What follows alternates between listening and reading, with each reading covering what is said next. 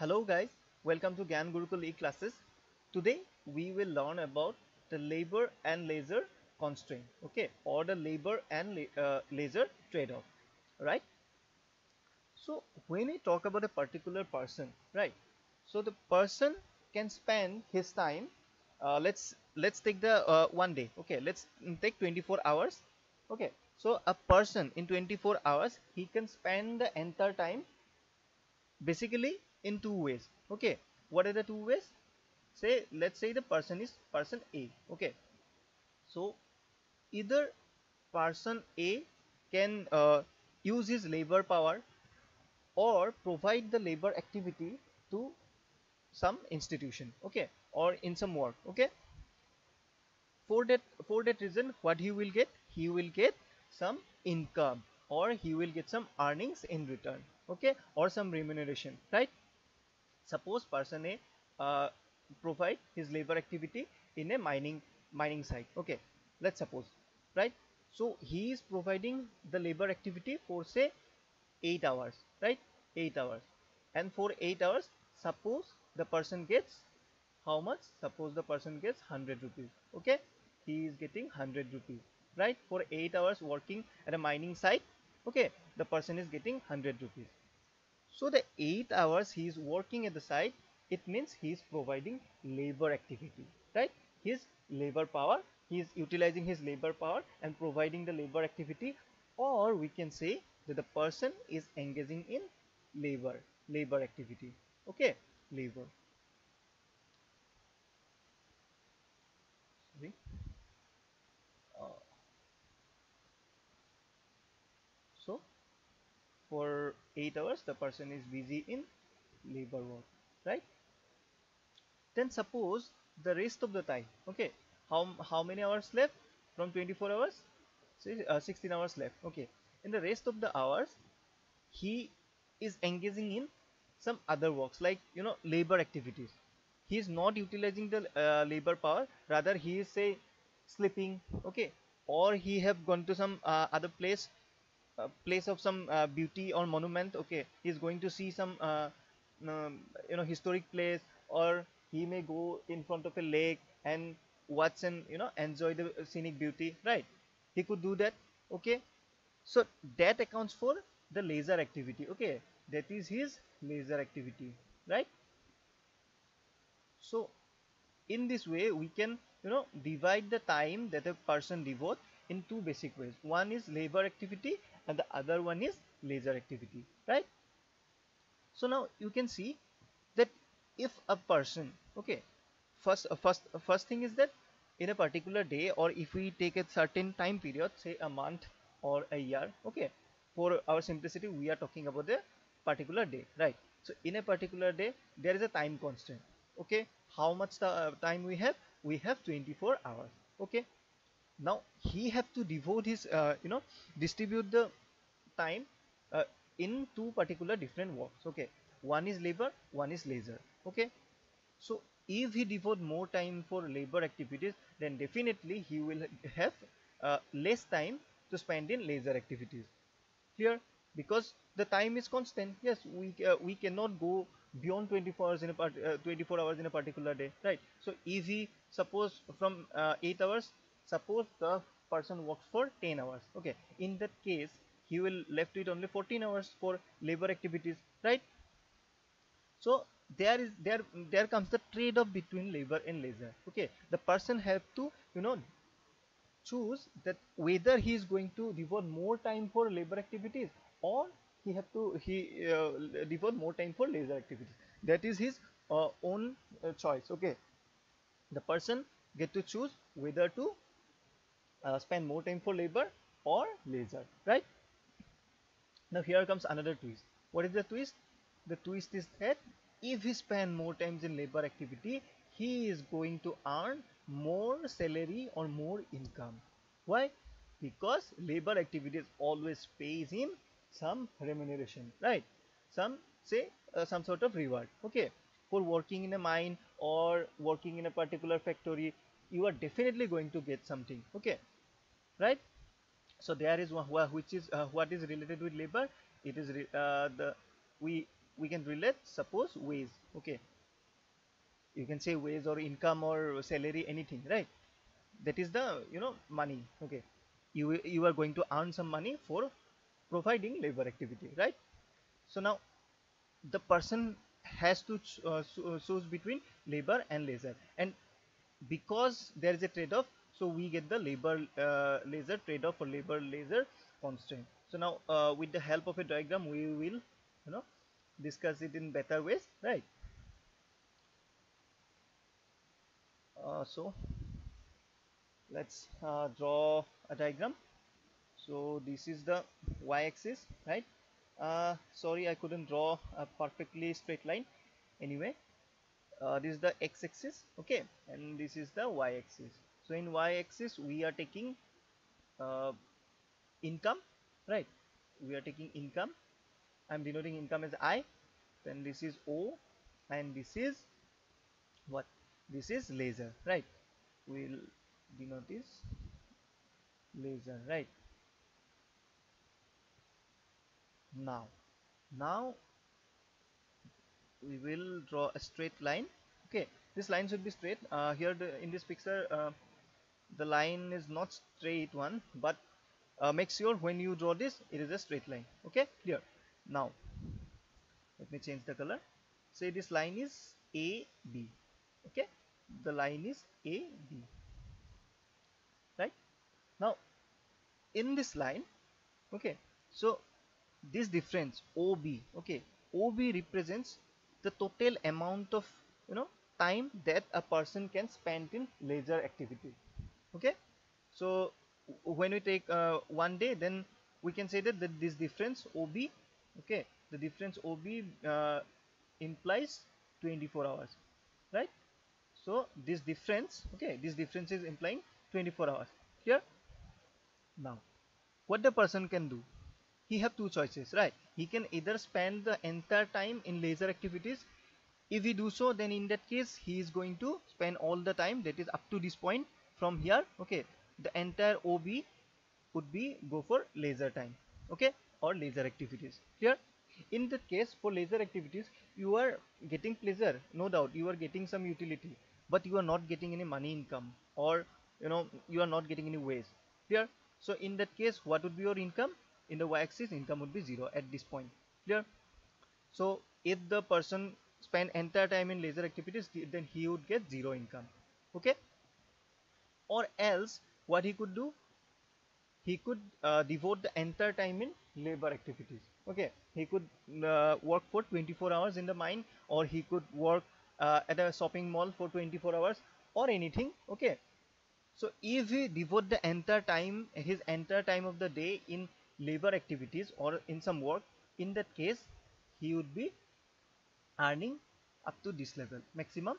He can earn this, and he would be at this point. Why at this point?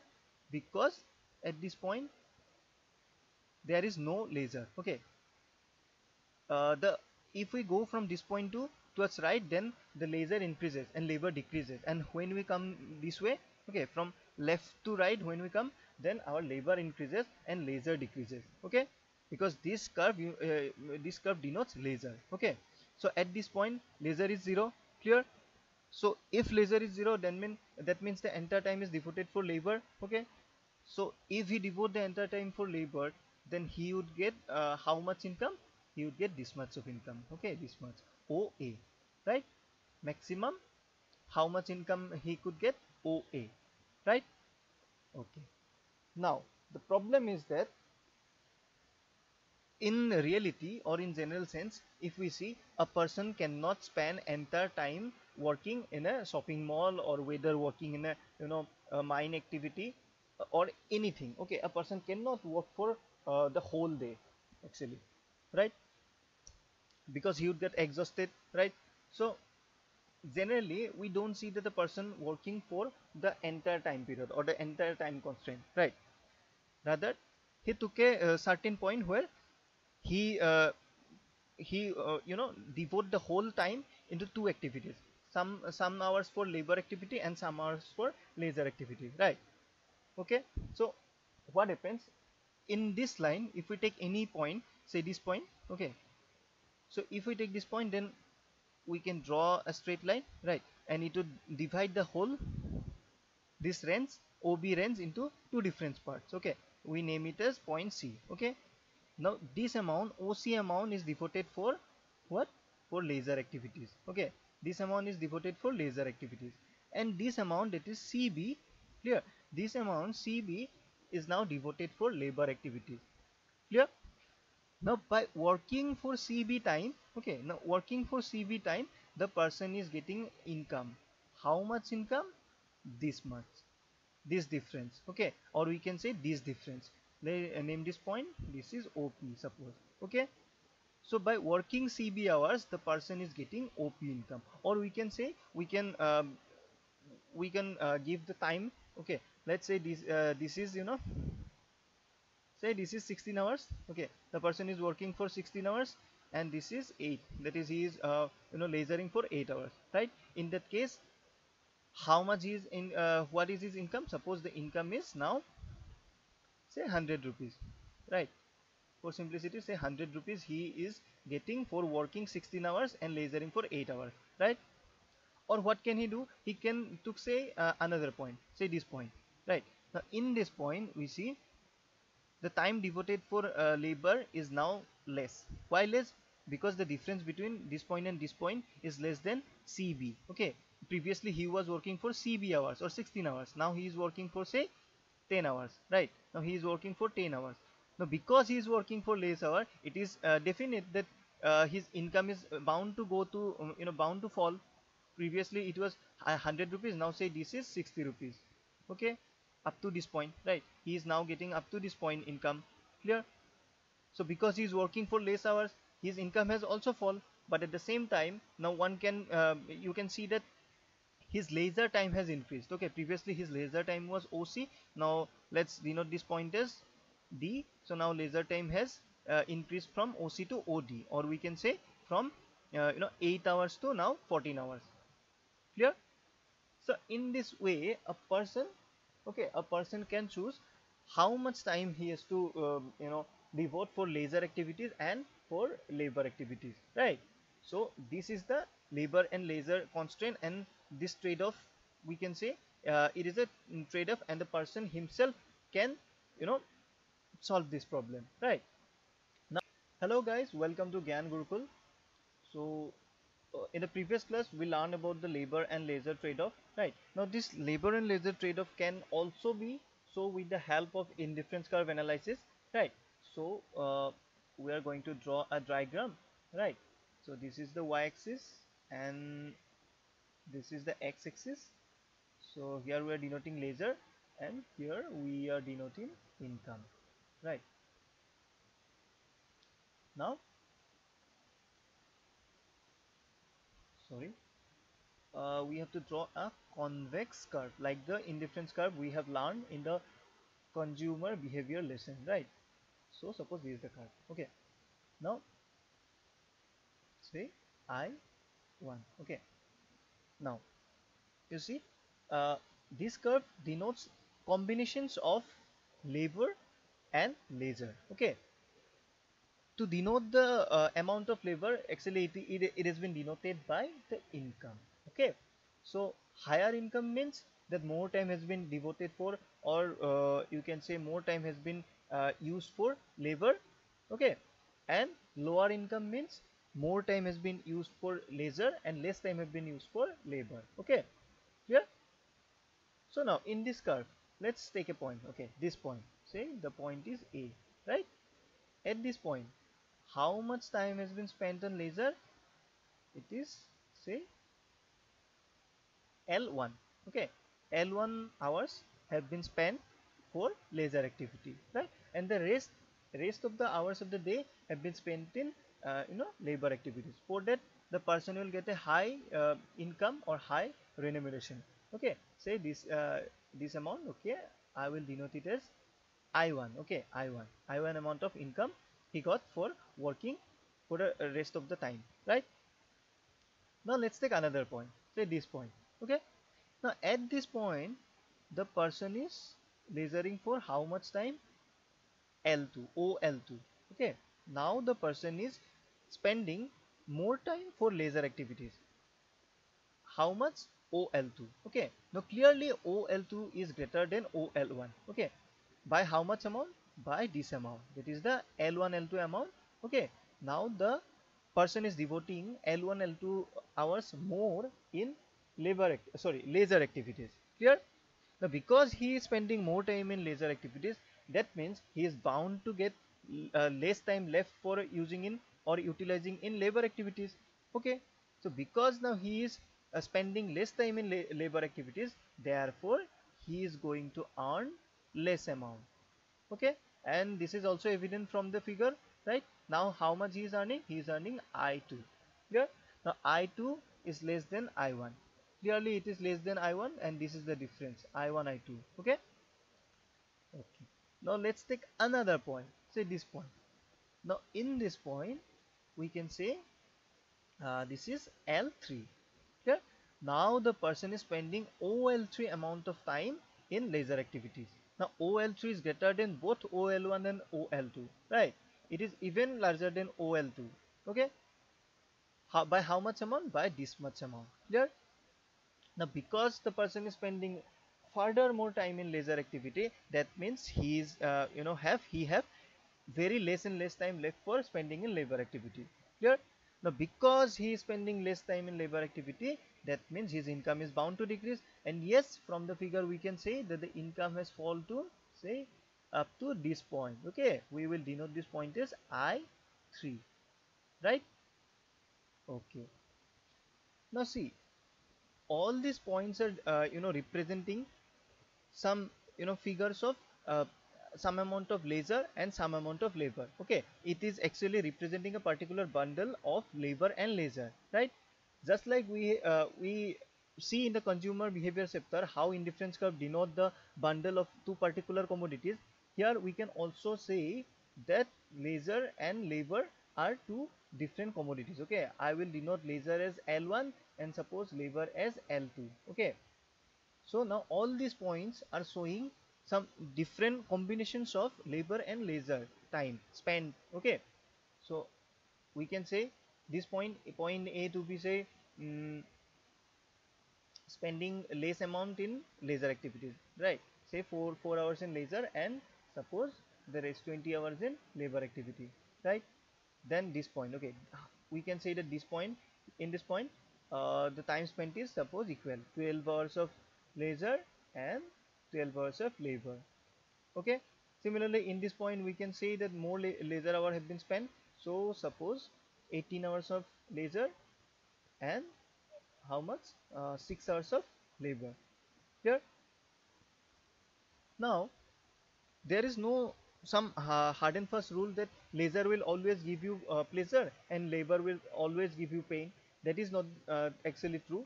Why? Because even if you even to spend the whole time in leisure activities, you need money, right? If you don't have money, say you spend the entire 24 hours, you have nothing to do, that will also not give you any kind of pleasure. Okay, suppose you are stuck in a particular room, you have nothing to do, uh, but at the same time you have no money, zero money. Okay, in that case you cannot eat, you cannot watch the TV, or you cannot browse on your mobile phone. Okay, then how can you get pleasure? Okay, how can you get satisfaction, right? So even if you have the entire time spent in leisure activity, then also you may not get any satisfaction, right? You may not get any utility. Clear? At the same time, working for some hours will give you some amount of money, right? And that that money also gives you some kind of pleasure or satisfaction. Okay, even if working can give you satisfaction, right? Some people may not like to work in a particular thing, but a particular person may have zeal to work for that. Okay, he may want to work for that, right? In that case, providing labor even may bring satisfaction for him. Clear? At the same time he is also getting money. Okay, so earnings or money is also giving him pleasure, right? So actually what happens, a particular combination of labor and leisure provide the person a particular level of satisfaction or utility. Okay, so what have we learned? that a particular level of labor and leisure, right, spend sorry uh, gives the person a particular level of utility. Okay, now all the points through this line, okay, take any of the point, right, through this line take any of the point, all these points gives the particular person or gives a particular person the same level of satisfaction, right. That is, if we spend 18 hours in leisure and 6 hours in labor, the amount of satisfaction he will get, if we say the amount of utility to be u1, right, u1, then spending the time in 12 hours of labor and 12 hours in leisure also give him the same level of satisfaction, that is u1, right. Similarly, 4 hours spent in leisure and 20 hours spent in labor will also give him the same level of satisfaction, that is u1. Here, so what this curve shows, this trade-off curve between labor and leisure shows us that different combinations or different bundles of labor and leisure time spent, which will give the person the very same level of satisfaction. Okay, now similarly, similar to the properties of the indifference curve, uh, we also see the properties of this curve as same, right. uh, if we draw a another labor leisure trade-off curve, say this one, uh, let's name this, okay, I have named this as I, so I will name the curves as IC, okay, IC2, and this one is IC1. Okay, now see, at IC2, okay, let's take this point, okay, let's take this point. In this point, the time spent on leisure and labor is same. Clear? The time spent on labor is leisure is same as this point, right? Okay, but at this point the person is getting more income, a higher income, say this point I4, right. Even with the same level of labor and leisure spent, the person is getting a higher level of income, which has given him a high level of satisfaction, right. Similarly, let's take this point, okay, let's take a point something here, okay, somewhat here. Now see, the income is same, I2, okay, the income is same, but the person is now spending more time in leisure activity, right, because previously how much time he spent for leisure activity, he spent this much, OL2 amount was spent in labor activity. But now in this new indifference curve, we see that even though the person got the same level of income, that is I2, that he was got when he was in this point, right, even even with that, now the time spent in leisure activity is more, okay, from 0 to this point, say L4, right. So what does this curve show? This curve show that even with same level of labor and leisure, like before, the person is getting more level of utility. Clear? So this curve is called another IC curve, which is above this curve. Therefore, if the IC curve or the in this case it is not an indifference curve, we cannot say like the consumer behavior kind of indifference curve. Let's say this labor and leisure trade-off curve. Okay. So in this case, a higher labor and leisure trade-off curve is showing us higher levels of utility, right? Why higher levels of utility? Because with the same level of leisure and labor, a person is getting more income. So therefore, he is bound to be very happy, more happy, right? He is bound to be more happy than before, right? Similarly, with the same income, a person can now achieve the same income before with a higher level of leisure, okay, or less level of labor. So definitely he is going to be happy, right? So we, what can we say, that the labor leisure trade-off curves, there one of the properties is what, that higher leisure and labor trade-off curve shows us higher levels of utility, right? Thank you.